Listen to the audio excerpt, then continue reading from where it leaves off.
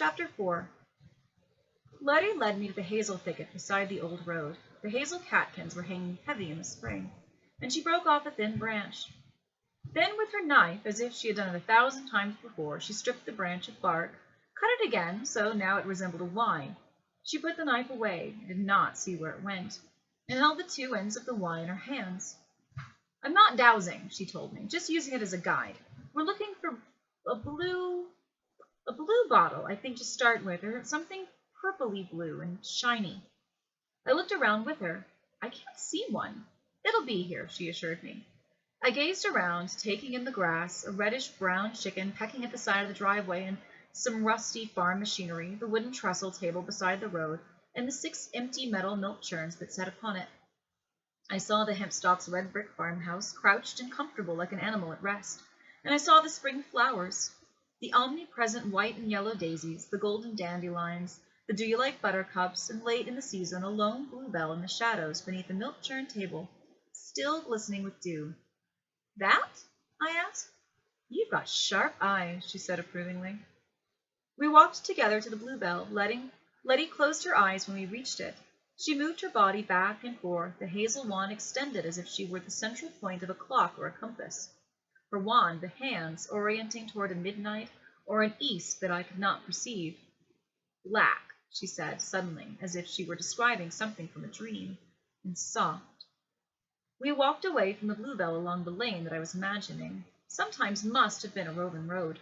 We were 100 yards up the lane near where the Minnie had been parked when she spotted it, a scrap of black cloth caught on a barbed wire of the fence.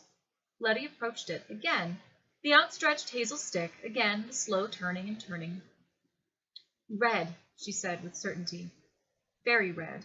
That way." We walked together in the direction she had indicated, across the meadow and into the clump of trees. "There," I said, fascinated. The corpse was a very small one, a vole by the look of it, lay on the clump of green moss. It had no head, and bright blood stained its fur and beaded on the moss. It was very red. "Now, from here on," Letty said, "hold on to my arm and don't let go." I put out my right hand and took her left arm, just below the elbow. She moved the hazel wand. "This way," she said. "What are we looking for now?" "We're getting closer. The thing we're looking for is a storm." We pushed our way into a clump of trees and through the clump of trees into the woods, and squeezed our way through the trees too close together, their foliage a thick canopy above our heads. We found a clearing in the woods and walked along the clearing in a world made green. From our left came a mumble of distant thunder. "Storm!" sang Letty. She let her body swing again, and I turned with her, holding her arm. I felt, or imagined I felt, a throbbing going through me, holding her arm, as if I were touching a mighty engine. She set off in a new direction. We crossed a tiny stream together. Then she stopped suddenly and stumbled, but did not fall. "Are we there?" I asked. "Not there," she said. "No, it knows we're coming. It feels us, and it does not want us to come to it." The hazel wand was whipping around now like a magnet being pushed, or at a repelling pole. Letty grinned. A gust of wind threw leaves and dirt up into our faces. In the distance I could hear something rumble like a train. It was getting harder to see, and the sky that I could make out above the canopy of the leaves was dark, as if huge storm clouds had moved above our heads, or as if it had gone from morning directly to twilight. Letty shouted, "Get down!" and she crouched on the moss, pulling me down with her. She lay prone, and I lay beside her, feeling a little silly. The ground was damp. "How long will we—" "Shh!" She sounded almost angry. I said nothing. Something came through the woods above our heads, and I glanced up, saw something brown and furry but flat, like a huge rug, flapping and curling at the edges, and at the front of the rug a mouth filled with dozens of tiny, sharp teeth facing down. It flipped and floated above us, and then it was gone. "What was that?" I asked, my heart pounding so hard in my chest I did not know if I would be able to stand again. "Mantle wolf," said Letty. "We've already gone a bit further out than I thought." She got to her feet and started the way the furry thing had gone. She raised the tip of the hazel wand and turned around slowly. "I'm not getting anything." She tossed her head to get the hair out of her eyes, without letting go of the fork or the hazel wand. Either it's hiding or we're too close. She bit her lip, and then she said, "The shilling. The one from your throat. Bring it out." I took it from my pocket with my left hand and offered it to her. "No, I can't touch it, not right now. Put it down on the fork on the stick." I didn't ask why. I just put the silver shilling down on the intersection of the Y. Letty stretched her arm out and turned very slowly with the ends of the stick pointing straight out. I moved with her but felt nothing. No throbbing engines. We were halfway around when she stopped and said, "Look." I looked in the direction she was facing, but I saw nothing but trees and shadows in the wood. "No, look there," she indicated with her hand. The tip of the hazel wand had begun smoking, softly.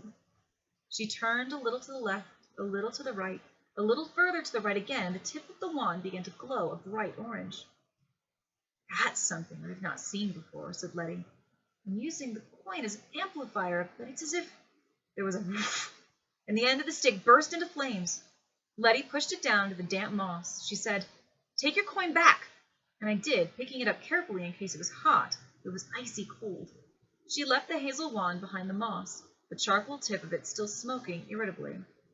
Letty walked, and I walked beside her. We held hands now, my right hand on her left, and the air smelled strange like fireworks, and the world grew darker with every step we took into the forest.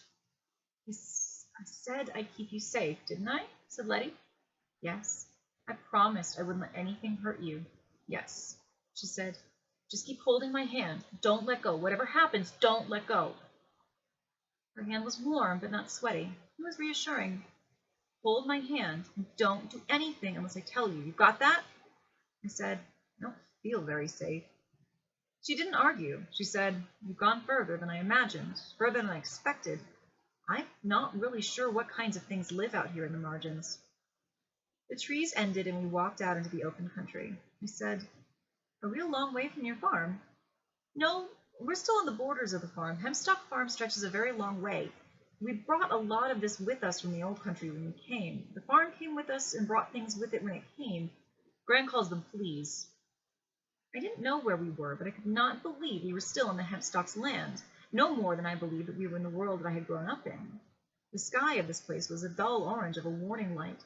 The plants were spiky like huge, ragged aloes with green, silvery thorns, and I looked at it as if it had been beaten from gunmetal. The coin in my left hand, which had warmed to the heat of my body, began to cool down again, until it was as cold as an ice cube. My right hand held Letty Hempstock's hand as tightly as I could. She said, "We're here." I thought I was looking at a building at first, that it was some kind of tent as high as a country church and made of gray and pink canvas that flapped in the gusts of the storm winds in that orange sky. A lopsided canvas structure aged by weather and ripped by time. And then it turned, and I saw its face. I heard something making a whimpering sound like a dog that had been kicked, and I realized the thing that was whimpering was me. Its face was ragged, its eyes were deep holes in the fabric, and there was nothing behind it. Just a gray canvas mask, huger than I could have imagined, all ripped and torn and blowing in the gusts of a storm wind. Something shifted, and the ragged thing looked down at us. Letty Hempstock said, "Name yourself!" There was a pause. The empty eyes stared down at us, and then a voice, as featureless as the wind, said, "I am the lady of this place. I have been here for such a long time, since before the little people sacrificed each other on the rocks. My name is my own child, not yours. Now leave me be before I blow you all away." It gestured with a limb like a broken mainsail, and I felt myself shivering. Letty Hempstock squeezed my hand, and I felt braver. She said, "Asked you to name yourself, I did. I ain't heard more an empty boast in the age of time. Now you tell me your name, and I ain't asking you a third time." She sounded more like a country girl than she ever had before. Perhaps it was the anger in her voice. Her words came out differently when she was angry. "No," whispered the gray thing flatly. Little girl, who's your friend?" Letty whispered, "Don't say nothing."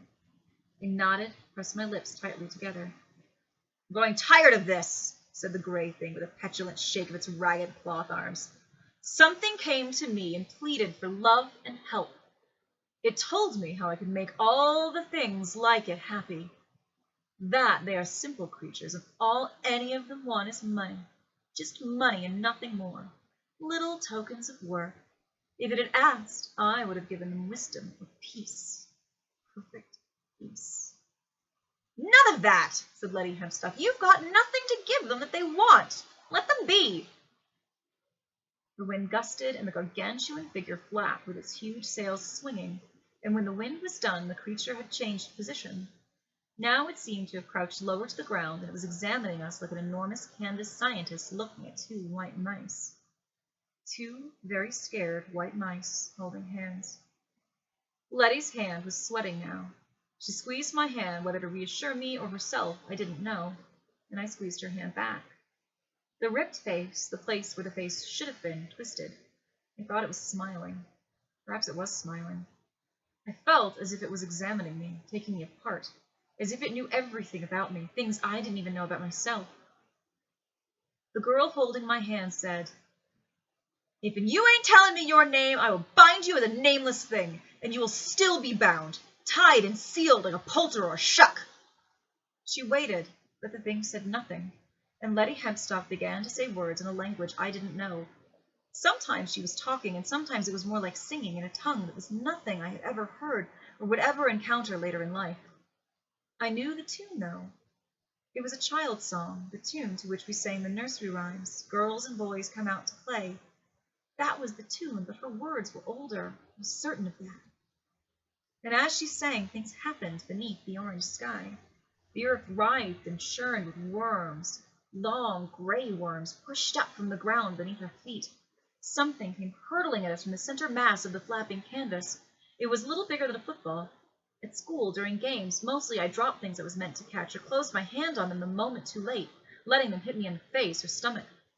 But this thing was coming straight at me and Letty Hempstock, and I didn't think. I only did. I put both my hands out and I caught the thing, a flapping, writhing mass of cobwebs and rotting cloth. And as I caught it in my hand, I felt something hurt me, a stabbing pain in the sole of my foot, momentarily, and then gone, as if I had trodden upon a pin. Letty knocked the thing I was holding out of my hands, and it fell to the ground, where it collapsed into itself. She grabbed my right hand, held it firmly once more, and through all of this, she continued to sing. I had dreamed of that song, of the strange words to that simple rhymed song, and on several occasions I have understood what she was saying. In my dreams. In those dreams I spoke that language too, the first language, and I had dominion over the nature and all that was real. And in my dream it was the tongue of what is, and anything spoken in it becomes real, because nothing said in that language can be a lie. It is the most basic building brick of everything. In my dreams I have used that language to heal the sick and to fly. Once I dreamed I could have a perfect little bed and breakfast by the seaside, and to everyone who came to stay with me I would say in that tongue, be whole. And they would become whole, not be broken people, not any longer, because I had spoken the language of shaping. And because Letty was speaking the language of shaping, even if I didn't understand what she was saying, I understood what was being said. The thing in the clearing was being bound to that place for always, trapped, forbidden to exercise its influence on anything beyond its own domain. Letty Hempstock finished her song. In my mind, I thought I could hear the creature screaming, protesting, railing, but the place beneath that orange sky was quiet. Only the flapping of canvas and the rattle of twigs in the wind broke the silence. The wind died down. 1,000 pieces of torn gray cloth settled in the black earth like dead things, or like so much abandoned laundry. Nothing moved. Letty said, "That should hold it." She squeezed my hand, and I thought she was trying to sound bright, but she didn't. She sounded grim. "Let's take you home." We walked hand in hand through a wood of blue-tinged evergreens, and we crossed the lacquered red and yellow bridge of the ornamental pond. We walked along the edge of the field in which young corn was coming up, like green grass planted in rows. We climbed a wooden stile hand in hand and reached another field, planted with what looked like small reeds of furry snakes, black and white and brown and orange and gray and striped, all of them weaving gently, curling and uncurling in the sun. "What are they?" I asked.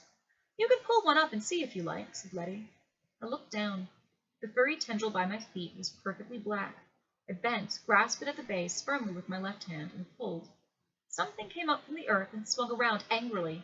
My hand felt like a dozen tiny needles had been sunk into it. I brushed the earth from it and apologized, and it stared at me, more with surprise and puzzlement than with anger. It jumped from my hand to my shirt and stroked it, a kitten, black and sleek, with a pointed, inquisitive face and a white spot over one ear and eyes of a peculiarly vivid blue-green. "At the farm, we get our cats the normal way," said Letty. "What's that?" "Big Oliver. He turned up at the farm back in pagan times. All of our farm cats trace back to him." I looked at the kitten hanging on my shirt with tiny kitten claws. "Can I take it home?" I asked. "It's not an it, it's a she." "Not a good idea, taking anything home from these parts," said Letty. I put the kitten down at the edge of the field, and she darted off after a butterfly, which floated up and out of her reach, and then she scampered away without a look back. "My kitten was run over," I told Letty. "It was only little. The man who died told me about it, although he wasn't driving. He said they didn't see it." "I'm sorry," said Letty. We were walking beneath a canopy of apple blossoms then, and the world smelled like honey. But the trouble with living things don't last very long. Kittens one day, old cats the next, and they're just memories. And memories fade and blend and smudge together. She opened a 5-bar gate, and we went through it. She let go of my hand, and we were at the bottom of the lane near the wooden shelf of the road with the battered silver milk churns in it. The world smelled normal. I said, "We really back now?" "Yes," said Letty Hempstop. "And we won't be seeing any more trouble from her." Big, wasn't she? And nasty. I've not seen one like that before. If I'd have known she was going to be so old and so big and so nasty, I wouldn't have brung you with me. I was glad that she had taken me with her. Then she said, "I wish you hadn't let go of my hand.